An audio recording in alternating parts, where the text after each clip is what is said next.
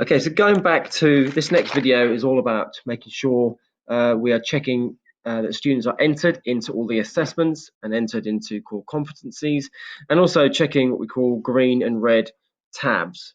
So we're going to stick with Rebecca, and we're going to go to the entry here. Now what you need to make sure is all of your staff's mark books, we have all students entered. Now if we click here, just on the A, because that's where the assessments have been placed, the students are doing the internal assessments. If we go to this first one here, demonstrate and understand, you will see these new students. We click on this tab here, they're just new students and they are new. Now sometimes students have been new to your class and they won't have been entered. Thankfully Rebecca has entered those students for this assessment. Now Bianca Nadu, now we click on this, and we're going to cancel the reminder. Sometimes you'll see that students who have red hands, which are students who have left the class, are still entered in the assessment. By clicking on this, it cancels the reminder and removes them from the assessment in that mark book. That's quite important because what we don't want to see is students entered into assessments in mark books for subjects they are not doing. We cannot report that to parents.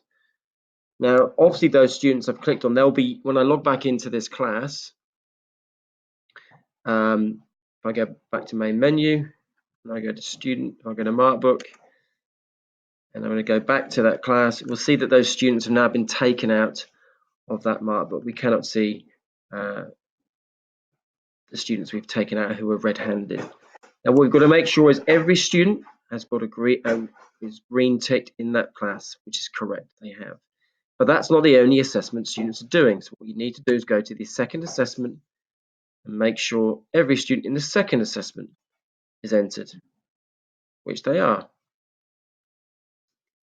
Now we don't have to click on this tab here. We can't do that until we actually put a mark in for the assessment. We also need to go to set D, which is the core competencies.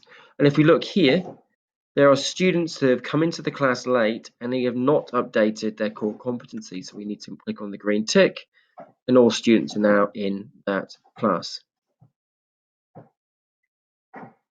All students in that class are now into the core competencies.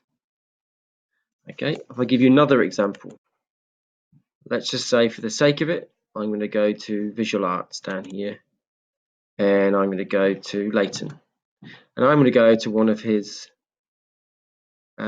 semester 2 classes,